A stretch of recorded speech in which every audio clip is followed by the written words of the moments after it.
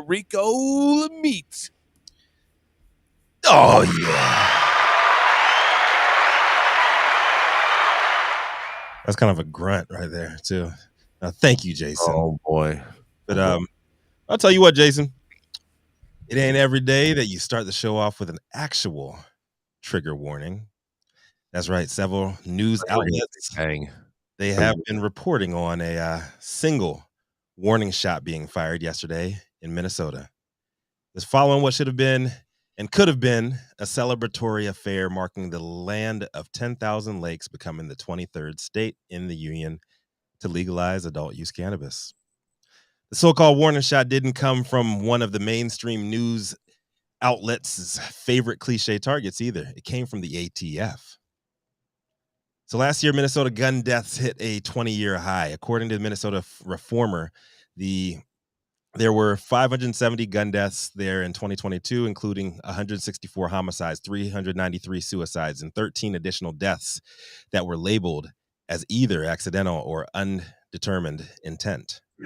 Instead of addressing the gun violence problem head on, maybe using our hard-earned tax dollars to do some actual research into the root cause of some of these senseless violence, some of the senseless violence that everybody seems to have a theory on or about these days.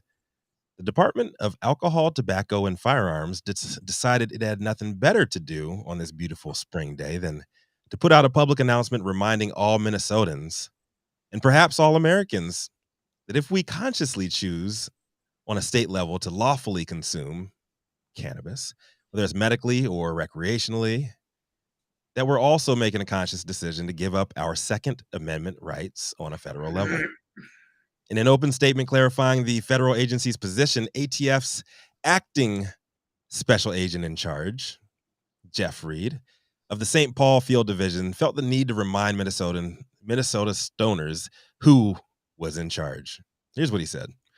Despite the recreational cannabis bill being signed into law in Minnesota, a current user of cannabis is still under federal law defined as a unlawful user of a controlled substance. Until marijuana is legalized federally, firearms owners and possessors should be mindful that it remains federally illegal to mix marijuana with firearms and ammunition. As regulators of the firearms industry and enforcers of firearms laws, we felt it was important to remind Minnesotans of this distinction as the marijuana laws adjust here in the state of Minnesota. Strong words. Never mind the ass whooping in federal court that the ATF's parent agency, the Department of Justice, has been on the receiving end of over the last few months, where judges in Texas, Oklahoma, and Florida all deemed the DOJ's ban on cannabis users' gun ownership as unconstitutional. Never mind the legislative movements in Arkansas, Pennsylvania, and Maryland to permanently remove federal barriers to gun ownership for law-abiding citizens within their own state borders. Something must have really been eating acting special agent in charge Reed. Something really must have been eating his ass up on Monday to the point where he had to go all in on some Debbie Downer, not on my watch bullshit, messing up the party for everybody else. Come on, man. But you know what? I kind of feel bad for y'all, prohibition agency dudes. You grew up in the same Nancy Reagan war on drugs dare era like most of the rest of us. But something made you choose the losing team. Maybe you were picked last in every playground pickup game, or your high school sweetheart ended up marrying somebody they met at the same college you weren't accepted to.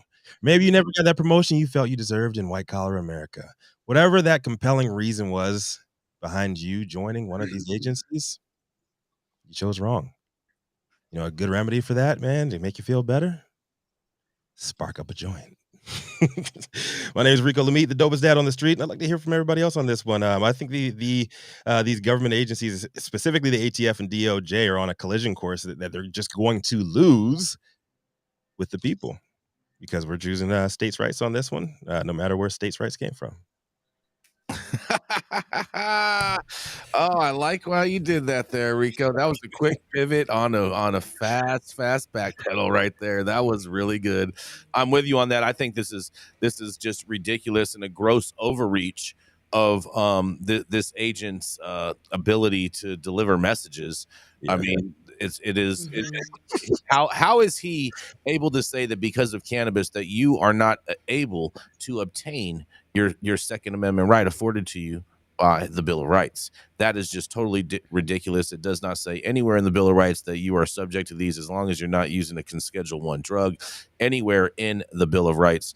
And so I would love to see this case brought up to the Supreme Court and really have it heard out, because I'm willing to bet that we would get a very, very favorable ruling, especially with the court that we have in place today. Well, it's ingrained in federal law, and that's the problem. We've still got marijuana, whatever the hell that's supposed to mean, Right. in Schedule 1. And if you're using an illegal Schedule 1 drug, you can't have guns around it. I faced this when they came after me because I had weapons at my house. They were locked up in safes and things like that. They rolled in, found weed, and found weapons. So they decided not to pursue that against me, but they certainly could have. Mm-hmm. And I represent a bunch of veterans, and one of their concerns about putting their heads up and recognizing that, hey, I'm a legitimate cannabis user, is that they understand that the Second Amendment rights can be tied to this. So they just tell them, "Oh, fuck you! I'm not gonna have a positive drug test for you. I won't do it. I won't get one of these goddamn cards from the states. I won't do it." It's not solved yet, and I think you're right that if we get the proper question before the Supreme Court, they're going to tear apart some part of this. Either marijuana is not going to be in Schedule 1 anymore because it never should have been there. Yep. Shouldn't even be in the Controlled Substances Act. Or they're going to find that under the 14th Amendment and your privileges or immunities, you have a Second Amendment right to a gun. Mm-hmm. And this is a law that tries to take it away from you. And the answer should be no. Yep. Yes. I'm so grateful for, this knowledge here, just being from Texas, in Texas. And that's what I hear from our Texas veterans who need this medicine, who have been denied this medicine time after time. This legislative session is no different. They will not get a card to get the cannabis products that are out of their price range anyway, because they don't want to have any of their Second Amendment rights infringed. They want to quit being fucked with. And that's the crux of the issue, I feel like, in Texas, why a lot of Texans are afraid to raise their hands and say, hey, cannabis is my medicine. Because we do have a medical program, but you have to. Yeah, but at the same time, Liz, your medical program is only in like 4 cities in the entire state, and your state is so big. Yeah, it's not feasible. No, and there's no Texans that are going to be willing to give up their guns in relation to going to being able to get cannabis, especially booth products, and they don't even sell flour in there, and they just go to the gas station, get a Delta 8 product, or they could just order from some online service that's going to mail cannabis to their door illegally. Exactly. I mean, it's just it's disheartening. It's heartbreaking to see that our system just keeps failing us. I mean, it's not shocking because, look, this is Google Maps just updated their map of Texas, you guys. And this is what that is right now. Amazing. That's how it feels here. Okay, so pray for us and let's keep pushing on the gun issue. I love it. Let's go to the Supreme Court. Let's keep pushing it. You're not going to take our weapons, period. And we should be able to grow this plant and use this plant as we see fit. I think it's pretty inevitable. This is going to have to head there. Like all of these states are having these battles, and it's going to say you have to save face for ATF and the DOJ, because on one end they're doing their job. ATF has no job. Right. Okay. The ATF has no job. Defund but to fuck shit up. It should be defunded. A lot of these 3-letter agencies should be defunded and should be eradicated. Yep. And it's pointless. So on one hand, like, this guy he's doing his job, like, as shitty as the job is and as wrong as the job is. Oh man, that's such a cop out right there. Boo! I'm just saying, like, that's his job. He chose that. I hate that for him. Whatever compelled him to choose this agency to work for, like that's on him. He made the wrong choice, and you got to deal with it. Rico, did they make the word cop out specifically for law enforcement? I think Mark could answer that question. What do you think of this, Mark? This ATF coming out and saying that regardless of adult use being passed in Minnesota, that you still don't have the right to own a gun. Mark, are you with us? Mark, Mr. Wasserman. Pot Brothers-in-Law, can you hear us? He's shut the fuck up right now. Oh, yeah, he's on his STFU. Oh, there he is. There he is. Mark, do you have a comment on this, Mark? Well, you know what? You're going to fill me in really quick. So the ATF sent out a letter or a statement saying that until cannabis is federally legal or descheduled, that Minnesotans can still not own a firearm if they are choosing to participate in the newly adult use market. There was a couple of cases that came down recently that ousted that idea, said it was unconstitutional. So yeah, that's what I'm saying. That yeah, Texas, Florida, and Oklahoma. Yeah, that's just bullshit. It's on the dock. It's on the docket to be official legislation in Maryland, Arkansas, and let's cover it. Maryland, Arkansas, and Pennsylvania. Mm-hmm. Yeah, so I don't see how that's gonna stand. That's right. Ridiculous. But it just further enforces the negative stigma, the problem with cannabis. I just came from court. Mm-hmm. I just came from court on a guy who was busted for possession of more than 28.5 grams of cannabis. That's it. And he didn't have a 25 pay. It's just, and then in about 4 hours, I'm getting on a plane to fly to Mendocino County for a guy who was pulled over by CHP and busted with some cannabis in his car, you know? And so people are still getting busted for their own personal cannabis. Very, very true. Very, very true. Very sad. But we're going to go to a commercial. We're going to be right back. Oh, yeah. You know what time it is? That's right. It's Tuesday over here at Green Street, and we got Smoky Vanilla with us in the building. So that's right. It is time to stretch and smoke. We just got done smoking. Now we're going to stretch it out, and then we're going to smoke again. Let's go. I'm Smoky Vanilla with my background in kinesiology and bodywork massage and assisted stretching. You got to come check it out, baby. Check me out on IG. It's Smoky Vanilla 1, Stretch and Smoke. Twitter, Smoky Vanilla. Social Club, Stretch and Smoke. We're also on Sports Recovery by Dan and Jam. If you want to feel as good as I look, then make sure that you get a stretch and smoke in with Smoky Vanilla. Yay! Up next is the industry's longest continuously operating retailer known for smoking the best weed in the world. And if he ain't in West Hollywood, he might be in Florida, between a rock and a hard place, deciding on which Florida man to actually follow this upcoming 2024 race. I don't know. Maybe Jason Beck does. Come to the stage. Y'all know who it is. Jason Beck. I'm sure you all know that Ron DeSanctimonious will have his time, but that's not this time. But nonetheless, it has nothing to do with my story, Rico, because my story has to do with the kids and all of this talk about protect the children all the time, because a California Assembly bill to address pediatric poisoning has advanced. That's right. The Cannabis Candy Child Safety Act, Assembly Bill AB 1207, authored by Assembly member Jackie Irwin, Democrat from Thousand Oaks, passed the Assembly with a 61-0 vote on my birthday of all days, on the 25th of May. Get the hell out of here.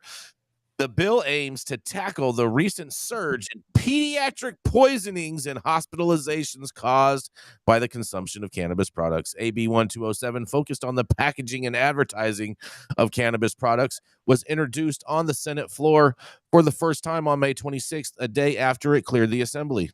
And a quote, when Prop 64 was passed in 2016, there was a distinct promise to California voters that legalization of adult use cannabis would not come at the expense of our children, said Irwin on the Assembly floor before members voted on the bill last week, in a quote. But in reality, the very opposite has occurred. Poison Control Center calls due to pediatric exposures has skyrocketed since 2016, and they will only continue to increase as time passes, Irwin continued her statement to her colleagues. In 2021, California had 793 cannabis exposure calls to poison control centers for children 5 years of age and under. According to Irwin, both illegal and illicit cannabis products are contributing to the rise in the poisoning among children. And since the passage of Prop 64, the Adult Use Marijuana Act, companies have marketed hundreds of legal cannabis products in California that resemble candies and foods. These products are known to appeal to children and youth, and proponents of the legislation claim, for example, a fruit-flavored high-potency cannabis e-joint that mimics the now banned Juul nicotine e-cigarettes is known to attract teenagers. Oh, watch out, disposable vapes. They're coming after you in this. Prop 64 was a voter-led initiative in 2016 that legalized cannabis. The law, yeah, that doesn't matter. In a quote, they're saying, "We must protect our children from the recklessness, labeling, and marketing of cannabis products that are designed to be attractive to them," Irvin posted to her Twitter account on May 22nd. Irwin's legislation aligns with other California laws that have made it illegal to sell flavored and vape products to anyone under the age of 21. And California Controller Malia Cohen led the movement to eliminate the sale of vapor products, menthol cigarettes, and flavored cigars in the city of San Francisco when she was a member of the Board of Supervisors there. The products were eliminated because of the danger they presented to children. Now, Irwin is focused on systematic regulatory failures and widespread cannabis commercialization that has led to cannabis products within the reach of the youth. Irwin shared the data below to support her argument for increased restrictions. She says annual cannabis exposures reported to California Poison Control Centers from below 200 in 2010 to over 1,600 by 2020. That's a 50%, and 50% of those involve children, with half being under the age of 12. There were only 16 total reported gummy exposures between 2010 and 2015 versus 409 in 2020 alone. Cannabis-related emergency department visits in California increased by 75% between 2016 and 2020, and mainly involving the consumption of plant material, followed by edibles, concentrates, and vaping products, demonstrating that the problem extends beyond just edibles. I'm not sure about that, eating plants or whatnot. I'm not sure about that, but maybe that's just put in there by the vegans. But at Randi Children's Hospital in San Diego, children under the age of 10 testing positive for THC quadrupled since 2016, mostly from edibles, of which 3/4 were from candies or gummies. Half led to hospitalization, and 1 in 10 intensive care, costing over $15 million just at one hospital. Pediatricians, parents, public health educators, and youth advocacy groups joined California Assembly Member Irwin in a virtual press conference to support the AB 1207. And Natalie Lube, a researcher at Rady Children's Hospital and UC San Diego, has conducted research on accidental cannabis ingestion by children. Dr. Lube states that San Diego County accidental ingestions have increased from fewer than 10 cases in 2019 to over 100 in 2022. The issue can't be prevented, Dr. Lube said. And yeah, you're right, it can. Parents need to lock their trees up, and that's pretty much how it'll do. But nonetheless, she has one last quote. "I have seen hundreds of young children become ill, many critically ill, after accidentally eating cannabis that looks like candy," said Dr. Natty Lube, pediatrician and researcher at the University of California, San Diego. "With every child I see, I ask the same question. Why does a drug that could kill a child have to look like a gummy bear?" I don't think you have any proof that they have killed any children, but we're going to continue your quote. The answer, it doesn't. AB 1207 would help keep cannabis products that look like candy out of the hands and bodies of our young children, she states. So it sounds like all you gummy manufacturers and vape pen people out there, it sounds like this lady is gunning for you. What are you going to do to stop this bill dead in its tracks? And that's right. This is Jason Beck reporting for the High at 9 News. What do y'all think? Bullshit. Bullshit. I'm with you, Dale. Double I bullshit. Worked in an emergency room through undergrad, and we had kids come in that overdosed on real poisons, and I watched some of them die. If some kid came in and ingested cannabis, we tried to calm the parents down. You went back in the back and kind of chuckled. It's like, what the fuck's this kid doing here? The LD50 for cannabis is so high, there is no way a human being could take a lethal dose. Mm-hmm. Exactly. They used to treat kids with fairly high doses having seizures. knock their ass out for Mhm. maybe 24 hours. They'd come back, they'd go nurse, and they'd come back rather healthy. We've just sort of forgotten reality here. The science of this is that sure, your kids shouldn't be doing it. And as a parent, you should be more responsible for the shit in your house and take care of what your kids eat. But you should also understand if your kid eats your gummy, keep the Yeah. chocolate chip cookies away from them for a while, lay them down, and don't stress. Don't be stupid. This is hysteria and it's nonsense. Yes. I have to jump in and say last week, this really, really tragic situation happened to a dear friend of mine and a fellow advocate in Texas cannabis advocacy. Her child, her 2-year-old child, got into a bag of Delta 9 gummies that she could buy at the gas station. And her child, Josephine, Delta 8? no, Delta 9. She said that she saw her child die on the table. And I, as a mother, mine is 18, but still, that scared the shit out of me. And so I can see where this argument comes from. And I think it's from a good place. When what's required is more education, Dale, from people exactly like you who have seen these instances, who are actually in the ER, who know that children maybe come in, what do gunshot wounds look like? Let's talk about that if we want to protect the kids. Let's not make it about the weed. But these are products that can be bought at a gas station. Delta 9, hemp-derived Delta 9. And that's another issue with Texas. Yep. Okay. That's the entire country, and the DEA is talking about clamping down on that. But Yeah. Jason, You can buy a can of in this soda, bill, regular or diet, in in Ethiopia for just 70 cents a day. Go ahead, you can Rico. feed a in this child. bill, like what does it actually say? Like, I know that she's on that, the gummies shouldn't be in gummy bear form. Like that's one thing. Like, what are the? Let me tell you something. What are the other points? Whether in this or bill? not a Like, gummy is in what a are they trying to? What are they trying to form. move? What are they trying to move for Yes. in this bill to protect the kids? I- Did I- they give I any have- examples? I have no clue. I didn't even go that Yeah. far in this because to me it's just that it's that ridiculous. The fact that they think that that it's the shape of a gummy bear is the reason that the kid wants to get in the bag. No, kids eat candy. That's just reality. Kids, okay? but reality teach is your kids to- marketing, and there's a reason why gummy bears look like gummy bears, Jason, to attract kids. People need to be products are not teaching their kids to marketed chase a different kind of bag. It's just they're children. It's just we should be reasonable. We should be Well, reasonable. it falls on the parents. Exactly. Agreed. Children can get into alcohol and prescription medication just the same. Yep. And why don't they do a bill on that? Actually, You easier. And alcohol and prescription medication doesn't look like a gummy bear, and that's the thing. There's no child safety caps on prescription drugs, Mark. Right? No, there are Or actually. on alcoholic beverages. Apologize on alcoholic beverages, so they Right. can actually get into liquor actually easier, and that is far more deadly Yeah. for kids to consume than any type Agreed. of cannabis. Well, and when it comes Agreed. to kids, education starts at home. Yes. Education starts at home, and it doesn't necessarily end at home, but blame cannot be placed when you're looking at, I don't want to say parent neglect, but I've handled many cases of parent neglect, and it's as simple as not locking the medicine cabinet, and things Yeah. like that. So I'm pretty sure fentanyl comes in lollipop form too. But why aren't they trying to stop that?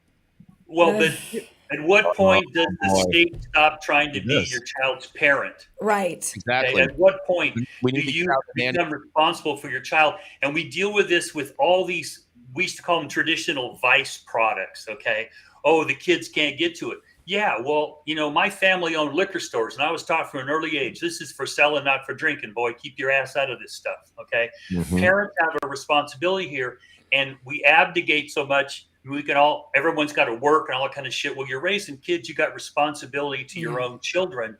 Yep. And yeah, we shouldn't have things out there that attract a child to eat something they wouldn't ordinarily eat. But if you go buy a gummy and you leave the shit out on the table and your kid eats it and you go, oh, the manufacturer should be responsible. No, you dumbass. You're the parent. At what point are you responsible for what your child does in your home? Yeah. Or you're out in the street and you're not watching them. Right. And I think though that's where the fear comes in, and that's where it becomes the battle, right? Like it's hard. Parenting is fucking hard. You have got to watch your children. You cannot put these things in anywhere close to your children. They get into everything. We all know that. But it's like every mother's fear deep down inside is like, oh my God, you know, did I put my pill bottle away? And it's just like it plays on that fear, which is bullshit. It's fucking bullshit. I have a question for you, Liz. Because I don't buy the shape of the gummy as that thing. But cannabis that saves the world. He says make them look like guns. Yeah, I love that. I love that. I fucking love that. And bullets, guns and bullets. Yeah, I agree. It's fucking stupid, but it's marketing. You know what I mean? You're not gonna, walk around with a bag of penis-shaped gummies. You would probably prefer round. Well, square. You can't buy a bitten earlobe, but nonetheless, we are gonna move to the Pop Brothers at Law. That's right. We have Mr. Marc Wasserman, the Pop Brothers at Law himself, that reminds everyone how to stay safe from law enforcement by STFUing up when cops ask questions. That's right. It is the Pop Brothers at Law. All right. Thank you for having me back again. I made it after court, and I've got a story out of New York. The New York Cannabis Board votes to settle license blocking suit. Members of the New York State Cannabis Control Board on Tuesday voted to allow the State Office of Cannabis Management to reach a settlement in a federal suit that's prevented the opening of retail dispensaries in half the state, contributing to a very sluggish industry rollout. A preliminary injunction has halted the board from issuing new retail licenses in the Finger Lakes, Central New York, Western New York, the Mid-Hudson region, and Brooklyn for nearly 7 months. Board members and officials in the state office continue to finalize a settlement agreement with Verisite New York One. The owner of the cannabis retailer filed suit in November after the state office denied the company's applications for one of the state's first 150 licenses to open adult use cannabis shop. Now, it's unclear when an agreement will be finalized. The details of the settlement continue to be discussed. The lawsuit challenges provisions of the law and New York's conditional adult use retail dispensary program, and that's the program that prioritized the issuing of the first 150 retail licenses to New Yorkers with previous cannabis convictions under past drug laws. The state committed $220 million for a fund to bolster those retailers' success. The delay has frustrated growers, processors, and retailers alike, putting a strain on businesses and the crop's future success in the state. The bottom line here right now, the board voted to settle. Now they must enter settlement negotiations. How long is that going to take? I don't know. That's anybody's guess. I'm Marc Wasserman with the Pop Brothers at Law for High at 9 News. What do you guys think? They're going to have a consent decree, right, Mark, where you got to operate under that. And I'm guessing that they've got a dormant commerce clause problem because they require New York residents, which just gums the whole damn works up. So I'm curious how they think they're going to settle that part of it and then give anybody a license. It's hard to wrap your head around. So, Mark, I'm guessing that this particular lawsuit is separate from the MSOs that are looking to sue the state. Is that correct, or is this the same one? I think it's the same one. Yeah, I think this is the same one. If the state's gonna just pay off the MSOs so they just shut up. Like if you remember, Rico, we covered 2 days ago, or right at the end of last week, that they had come to a settlement, and then this is revisiting that settlement and saying, "Hold up, whoa, we're not settling on this. This is not how this is going down." Bro. Yeah, but I don't think it's a question of money, Rico. Yeah. If you have a requirement to be a resident of New York and that interferes with the dormant commerce clause, you can't just pay somebody money. They're going to have to figure out a way around that. And that's where it just gets more complicated. This is a case of egos and the fact that certain politicians don't want to have egg on their face for their bad policy. That's all that this is about. Well, and it's ridiculous because where are we? let's see where we're going to be in a week. Where the settlement talks are going. How long is that going to take? And I'm starting to feel like New York is just willing to do anything to keep the trap alive and stifle the legal market as much as they can, because they're not doing anything to help anybody open other than slow everything down. You know what's be crazy? You know what's gonna be crazy? Like at the end of all this, they find out that Kathy Hochul is like the biggest trapper of all. She got that's a twist. Set up in like 8 different New York counties. Well, that's why she went into the store and just did a photo op and didn't buy anything. Right? She's like, yeah, she doesn't want no paper trail, man. She's already seen it. She's the one supplying it. Like, I don't need anything here. Yeah, she saw him ringing up that. She saw him ringing up at the POS. She's like, nope, that's how they get you. Rico, Rico. She was like, all this product is so old. All my stuff is so fresh. If y'all want some real shit, holler at me after. Yeah. These cameras are not up. Oh, man. Oh, that was great. Thank you so much for covering this, Mark, and thank you for being with us. We appreciate that. And we got to go to a commercial. We're going to be right back. Keeping up to date on the evolving policies of relevant state, local, and federal governments is key to success. When the future of your business is at stake, you need representation as dedicated as you are. With a maze of laws and regulations surrounding cannabis, hemp, and psychedelics, knowing where to begin can be a challenge. Good thing the law offices of Omar Figueroa features a skilled, highly focused team ready to guide you through it all. They're accepting new clients in California and New York. So make sure you check them out at info@omarfigueroa.com.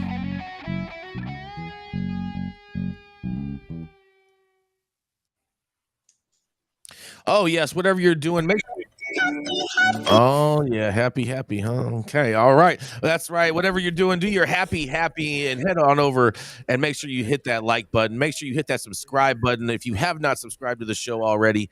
And also, too, while you're at it, why don't you make sure and visit our website, www.highat9news.com, and where you can read all the stories that we cover over here on top of signing up for our newsletter. We've got our newsletter fixed. You will get an email to confirm your subscription. So make sure you hit that, because you will not be confirmed until you do hit that, as well as we have a whole bunch of merch available for you to purchase. And Liz, the women's bathing suits is the #1 selling item right now in the shop.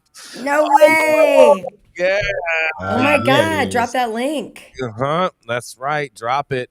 I've been hearing all these calls for the banana hammock though, Jason. When's that's going to be dropped? They all want that banana hammock. That's right. Run that next ad, Adam. Control Tower from Highly Educated has perfected the dab. Utilizing the concept of thin film evaporation, you can waste none of it and taste all of it. The micro texture of the SE pillar increases nucleation at elevated temperatures. And with the tower propelling at 2,600 RPMs, it's certainly the most efficient dab experience to date. The Control Tower from Highly Educated.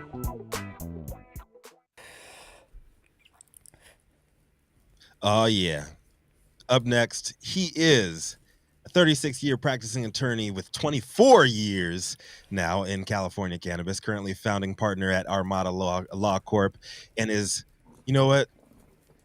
He did time for the rest of us so we can actually run and do the things that we're doing now. And we're so glad to have the birthday boy on the stage with us today.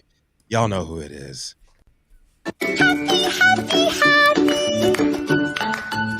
Happy birthday, Dale. Everybody. Happy birthday, Dale Shaker. It's that day when I get to be officially full of shit, right? Like every other day. My story comes out of Law 360, and this story is as old as human beings trying to cooperate and being lied to and being stolen from. The headline is Cannabis Company Founder Claims CEO and Girlfriend Stole $5.7 million. And this one grabbed my attention because as I read the complaint, and Mark, you'll appreciate this, it's a verified complaint. It wasn't just an allegation. It's a 53-page declaration about what happened to this guy. Now, the plaintiff is named Daniel Griffin, and he apparently got the first infused beverage license in Colorado, and it's he's got brand name for that, trademarks. He started in 2009, and by 2014, the business is growing exponentially. He wasn't a good accountant, business guy. He was an inventor. So he brings in a new CEO who tells him, I'm an attorney. I made millions in pawn shops. I'm bored. Bring me in. I'll be a non-compensated CEO. And I'm thinking, where was the first red flag? An attorney telling you I'm going to work for free. Bend over, lube up, and listen for the zipper coming down. So the next thing you know is the attorney brings in his girlfriend, and the girlfriend is going to be a non-compensated CEO, but she's going to take 50% of the business because they've convinced him the business ain't worth shit. Okay. So he signs, everything keeps going forward, and he kind of stops paying attention to what's going on in the business, which was his first and probably his biggest mistake. Because if you really are going to be involved in a business, you got to be on the board of directors. You got to be one of the vocal shareholders. You've got to have your finger on the books. So down the road we go, and it seems like this Griffin guy's told by his wife that, you better start looking at your affairs because I'm going to divorce your ass. So he hires an accounting company to go look at the books, and it turns out that Stevie Wonder can see these people have been ripping him off for years. So it's like he's horrified. Well, how could this happen? Well, I don't know about you, Mark, but I have, in the firm right now, we're smacking the crap out of some people like this that are just lying sacks of shit. Okay. And so you've got some business acumen, but maybe you have a hole in your skills. So you hire somebody to fill your skill set, and you don't really look at the pathos of the control group. You're happy to let people go run it. You stop paying attention. The next thing you know, you're wondering, well, why is the IRS suing us? I mean, what's the problem here? And, I got to split money with my ex-wife, but you've ripped off at least $5.7 million. And the CEO's girlfriend is paying her kids. It's like the whole damn family's on the payroll. There's businesses he has no interest in that they're sending hundreds of thousands of dollars to support. And you think, okay, they got a jet. They're flying cash all over the place. And they write on the outside of an envelope how much money's in it. There's an accounting system for you. And I have sat down and listened to stories from people who are supposed to be legitimate business people and know that they're being ripped off and don't say much until all of a sudden the business is going in the tank.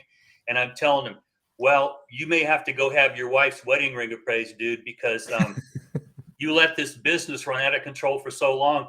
My law student can break the corporate veil, and here you are. Okay. So my advice to people getting into the cannabis industry is find yourself an attorney that you can talk to and have some modicum of trust with. Have them look at shit, do due diligence. And if an attorney tells you he'll work for free, and that's the whole turn around and run. Turn around and run. You also turn around and run to the attorney who guarantees how great you'll have success and how much profit you're going to make right away. And exactly. We've had clients come to us after going to attorneys. A couple of years back, somebody came to us, they caught a felony case, and they said, but we were set up by this attorney. He said we could operate. And then we went back to him. This is back in the good old days of the cooperative. Oh boy, I see where this is going. Had a defense, right? You had a defense, and this attorney, they came back to me. I don't do criminal defense. Sorry, I don't. And that's the exact thing he set him up for. And there's attorneys now who will, hey, give me 10 grand. Let's get going. I got you. We'll find this. Oh, I need another 10. And then guess what? You need 75,000. And then you need 100,000. And then you need this for that and this. So I agree with Dale, find somebody who's going to tell you everything up front. So like some of the people call us dream killers. My brother's really good at it. In fact, yeah, he is. I try to tame him back a little. He's one of the best at it. Not to completely talk us out of business, but it's all truth. It's all up front. And if you want to do this, go in eyes wide open. Yep. Hey, I'm a dream killer. Okay. When I put my lawyer's hat on, I'm not your friend. I'm here to tell you you're full of shit. And the guy telling you that's full of shit, and run. Or we're going to wrap them up in a contract that's got indemnification, hold, harmless attorney's fees. So if this guy tries to fuck you, you're going to own his world. Okay. If any lawyer, and when you're starting a cannabis business, doesn't start off by telling you that you are getting ready to be selling an illegal drug and it's illegal under federal law, it may be illegal under your state law, then they are doing you a major disservice, and that should be your first cue to hit the door and start running for the high road. You want to get a lawyer that's going to be real with you, because this is a real industry. You're going to really lose absolutely everything. And being the dream killer that you say that you are, birthday boy, would you say it's harder to kill a nightmare or a wet dream? Sometimes they're the same, depending on your psychopathology. Hold on. At the same time, Dale and Mark, I think you guys would both agree. And he's 69 today, folks. Yeah. 68. He owes you one. I think we both agree that a lot of times these people's dreams end up turning into nightmares because of bad lawyers and because they're just bad operators in the first part. Well, but what I get are shit sandwiches. I mean, I have successfully set these businesses up and set up their contracts and their leases and get it all to dovetail together. But that's rare. Typically, I get a shit sandwich, and you look at the control group, and they hate each other. They can't get along.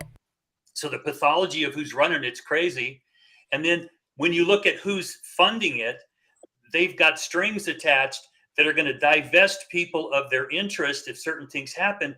And they just didn't understand what they're going to take your money to Las Vegas and play fucking craps. You know, if you're not going in eyes wide open, understand that this is risky, that the government's not your friend. The cops aren't your friend. The bureaucracies aren't your friend.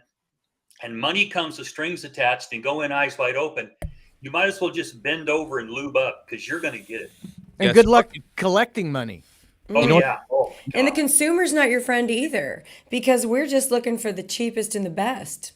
That's what's real. It's like, so you're going to go to the black market, the consumers. That's where they're going. Well, so why do you want to be in this business here again? in California is we have local control continues to be the big tripping block for getting this opened up. Okay. A whole lot of our state doesn't want to do it. They can, in fact, stop businesses coming into areas to a significant degree. So that's California's big problem. But there's something like that everywhere. The government's not just trying to grease the skids to make this work. So you got to have a long-term, short-term plan. And sometimes you need a psychologist to deal with the people trying to run these, because they're not. And a whole lot of cash, a whole lot of disposable cash, because you will be going broke. Have you been known for greasing the skids, Dale? Yeah. Well, I prefer to meet with politicians by themselves behind closed doors, and then bring consensus together before you roll something out and have a public pissing match. You got to get that reach around in, huh, Dale? You got to get that reach around in, huh, Dale? Well, you got to Jason, you are just like so intense with those, little comments today. And I just want to say that I want to respect Dale's experience, and I don't really think the jokes are appropriate. I'm just going to say you that. can think whatever you want to think. That's what it's all about, is everyone's entitled to their own. Exactly. Amen. And we love your opinion too, Liz. Oh, yeah. But with that, we're going to go to a commercial. We're going to be right back. Turn it up. How's it going, guys? Saman Razani coming to you from Green Street here with Jason Beck, smoking on the best weed in the world. Did you know that we have an audio-only version of our podcast available on Apple, Google, Amazon, iHeartRadio, and Spotify? Tune in now and check it out. Oh, yeah. Coming up next from the Lone Star State, we have the Liz Grow. Oh, yeah. She's the host of Feminize, and here to tell people all about themselves sometime. That's right. From the Lone Star State, it is Liz Grow.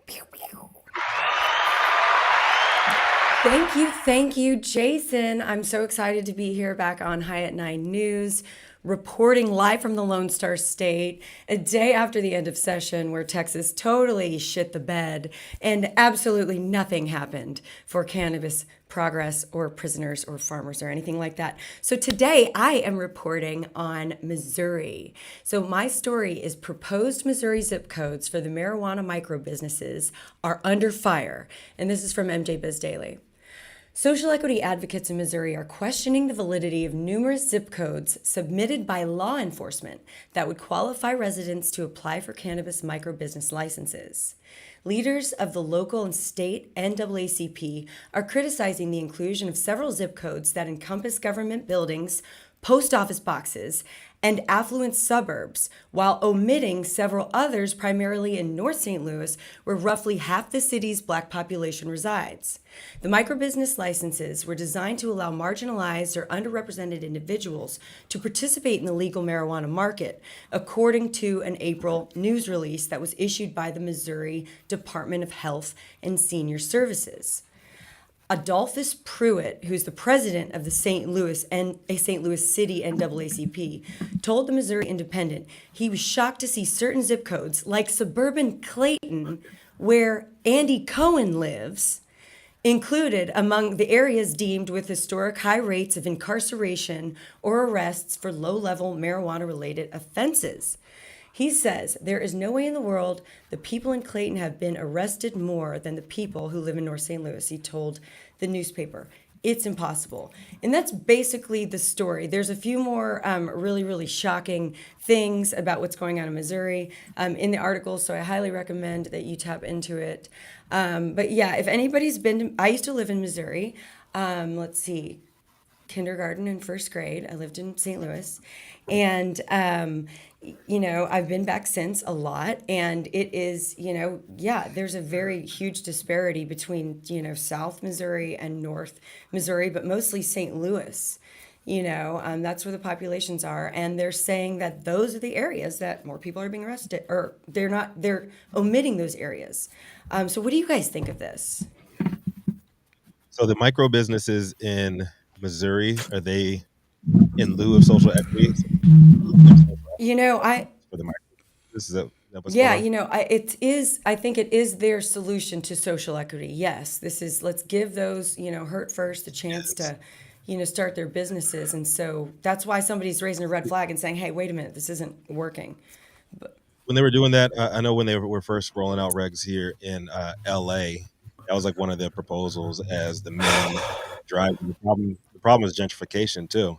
If you're going with zip codes, alone, there's a lot of gentrified areas. I just moved out literally last month, South Central, and the 2.5 years I was living there, 6 white families moved in across the street. It ain't Ice Cube South Central no more. Today was a good day, but it's tough to get around that, and I think in order, I'm just gonna keep on saying this. I know Jason's against it. I know Gretchen's against it.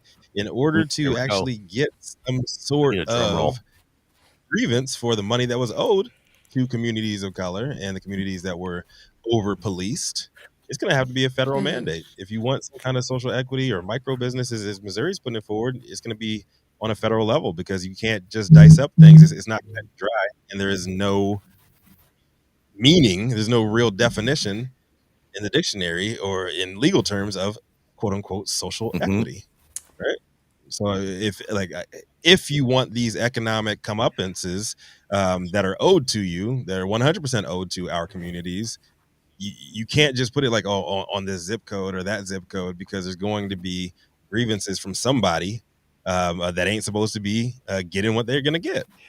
You're going to have more and more of these instances pop up. More states go legal. Well, I've said this before, and I'll say it again. Going back to the Bakke decision, where race as a preference was stopped on a constitutional level, what we continue to have is avoiding calling this a need to correct racial disparities in the past by calling it race, because when you do, you create a bar that's very high to get over, and you end up getting nothing done. So they try to shave around the corners and call it something else. Okay, and then when you make it a zip code, in Los Angeles, a community that had an Armenian population lobbied to get theirs included, and there were some social equity people of color that blew their mind about this. It's like, how could you do this? Well, if you don't say that it's about race and only a zip code, now you open it up to things that maybe you didn't intend.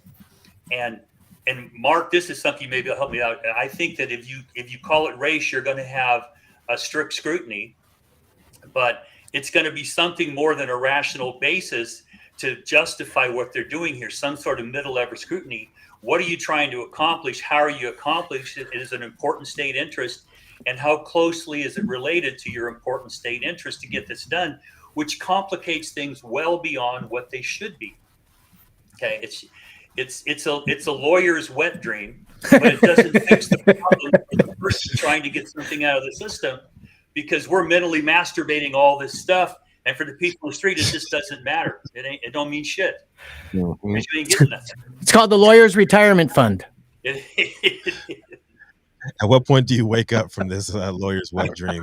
Well, I'm not sure how, because what we've got is a very conservative court, okay? And I'm trying to figure out what would happen if some of these issues got in and got framed in the right way. We in the industry might win some battles, but the downsides could be horrible, could be absolutely horrible for the future.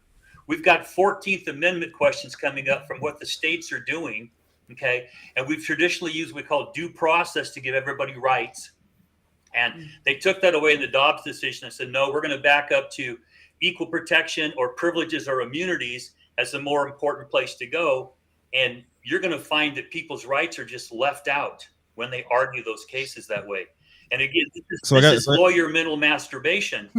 But I got a question. I got a lawyer. I got some enticing words for both of the lawyers on board with us today. Like, if social equity falls and is deemed unconstitutional, and the people still see a need for retribution for all of these communities, mainly communities of color, that have been over policed, and it has been outed as they were unfairly targeted. They were put under undue pressure from the law for so many years. Like, is there any legal path to righting these wrongs at all? You want to take that, Mark, first? I don't see any, really. I don't, when you ask it like that and put it that way, that was the way, I think. Mm-hmm. I don't know what else could be done. What do you think, Dale?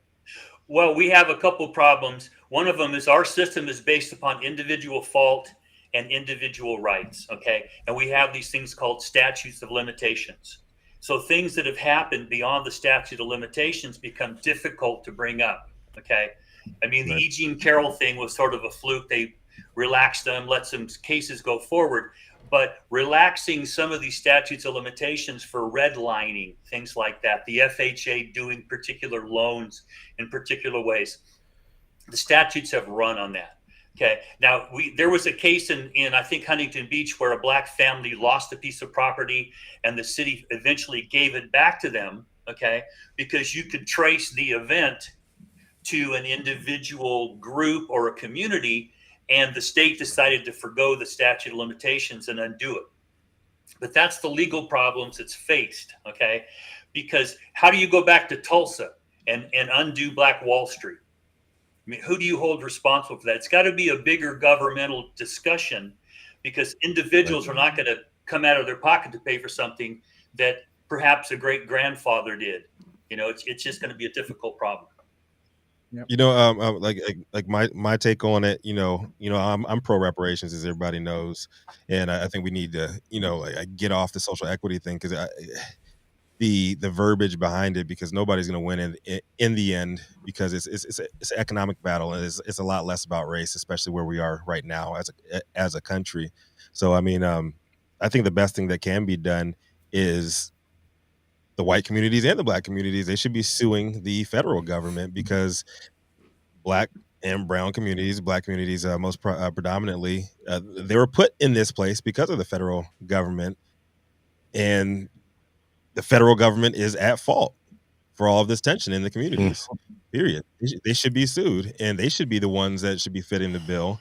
If you want to keep things black and white, I didn't mean to say black and white. If you want to keep things straight, on the economic conversation and that part of the conversation, then you need to separate the whole situation of slavery and racism as we see it. We have the proof, we have the data that these communities have been affected. We have the proof, we have the data that black folks, period, are still being affected by these policies that were put forward by the federal government way back then. So I think reparations is the only way out.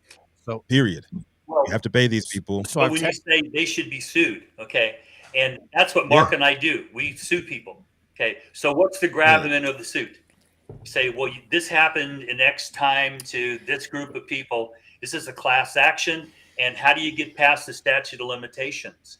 I think the white businesses should be behind that lawsuit too. Be like, yo, like, it's your fault that these people are suing me. That these people are mad at me for doing business and me following the rules. It is your fault. So I think everybody should be behind that.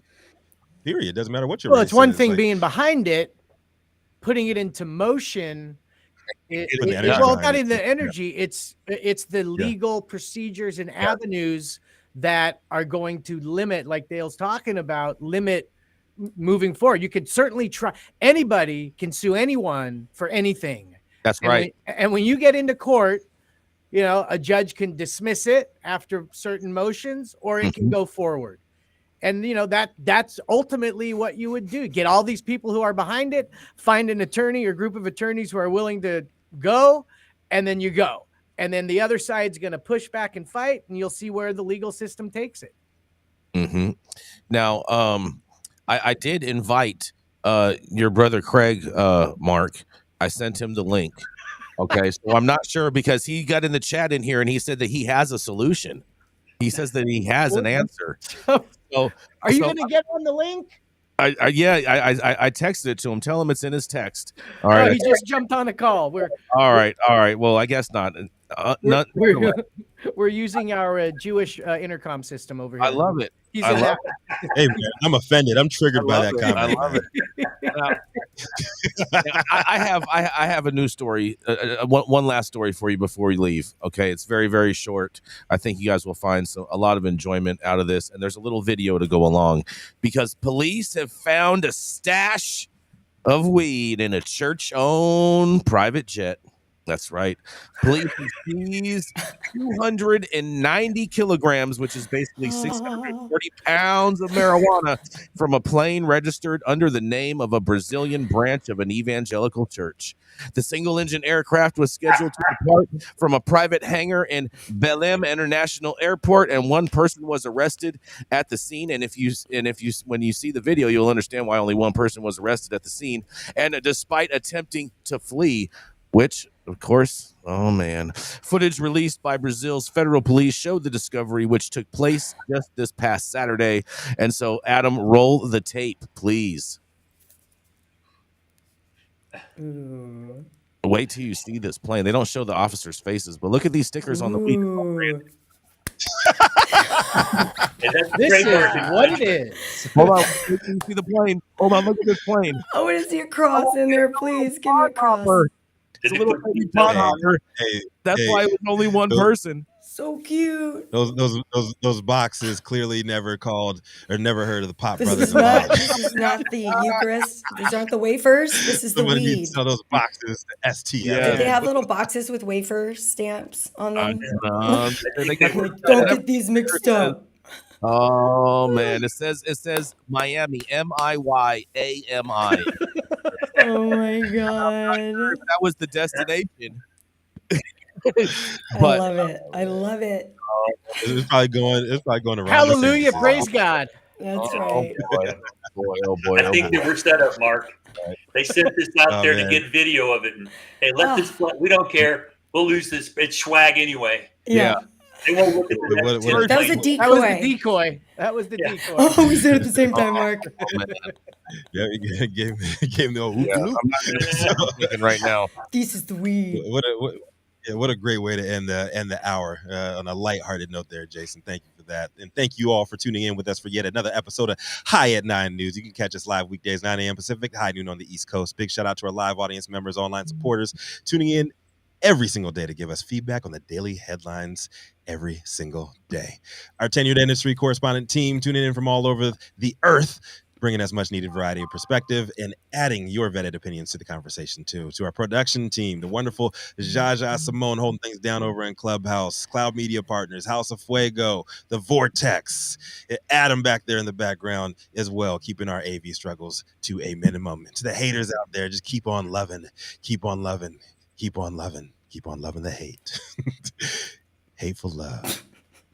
We can both benefit from a little duality.